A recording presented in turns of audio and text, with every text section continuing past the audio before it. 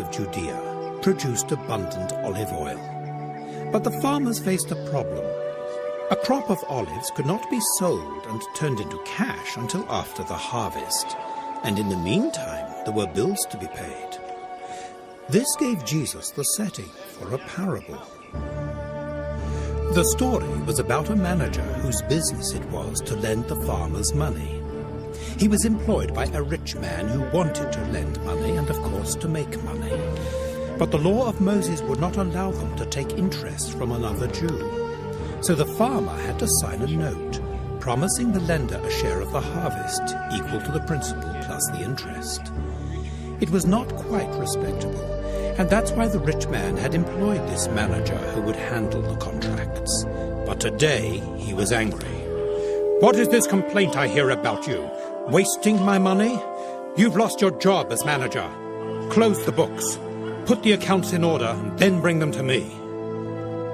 The manager faced a hopeless situation. He had nowhere to go and no friends to help him. The man was not physically strong, so to work as a farm labourer was impossible. And in this situation, nobody would employ him again as a manager. He was too proud to beg. Somehow, he must find a way out. For a few hours, he still had control of the business, and he was clever. He could not rob his master, but before he turned in the accounts, he could make some changes. The changes would be perfectly legal, and in fact, most people would be very pleased. The answer was so simple, so obvious. He must act quickly, very quickly. He would stay in the office, and one by one he would send messages to the farmers. Just one at a time, he would ask them to visit him, and he would have a surprise waiting for them. Olive crops were a risky business, so to borrow cash valued at 50 measures of oil, the farmer would have to pay back 100 measures, 2 times what he had borrowed. The olive grower came immediately. He knew there must be a problem, but the manager seemed friendly enough. "How much do you owe my master?" he said. 100 measures of oil." Why was the manager asking a question like this? After all, it was the manager himself who had fixed the amount. "Take your bill and change it. Write 50. It was a free loan. The interest had been removed.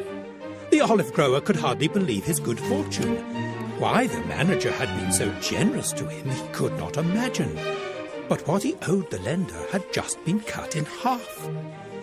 In a few moments, the document was sealed by the manager, and it was official. The olive grower felt all his worry disappear.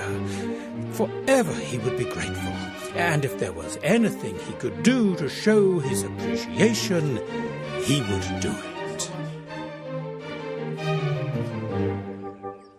Another farmer had borrowed money against his next crop of wheat. The interest rate would have been 20%, with perhaps another 5% for price changes on the market. But now the manager wanted to see him. The message was simple. "Come, quickly." No explanation, just the message. Again, the manager started with a question. "How much do you owe my master?" 100 measures of wheat. "Take your bill and write 80. Again, the contract was revised to the benefit of the farmer.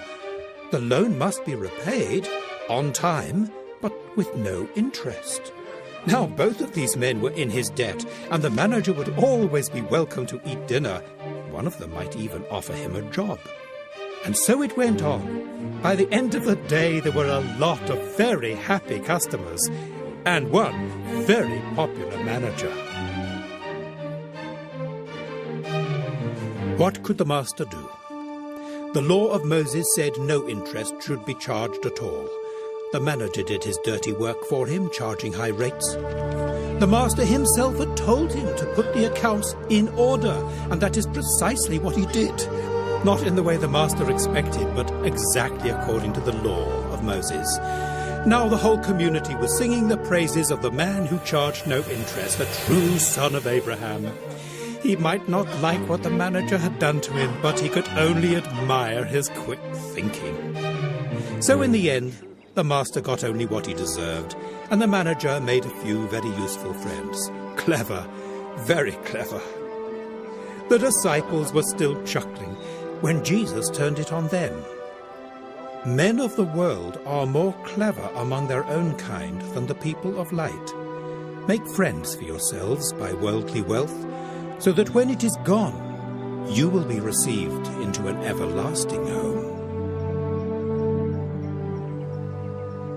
Jesus does not comment on the ethics of the master or his manager.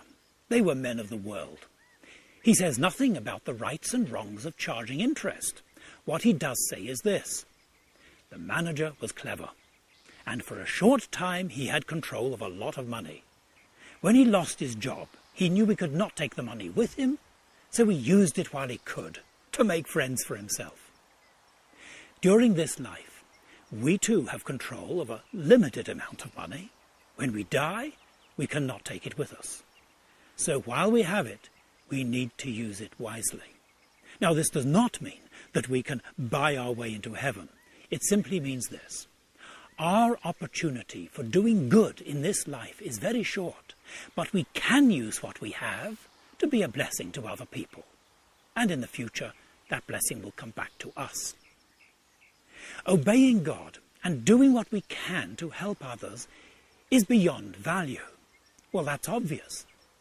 And yet some of us seem to ignore it.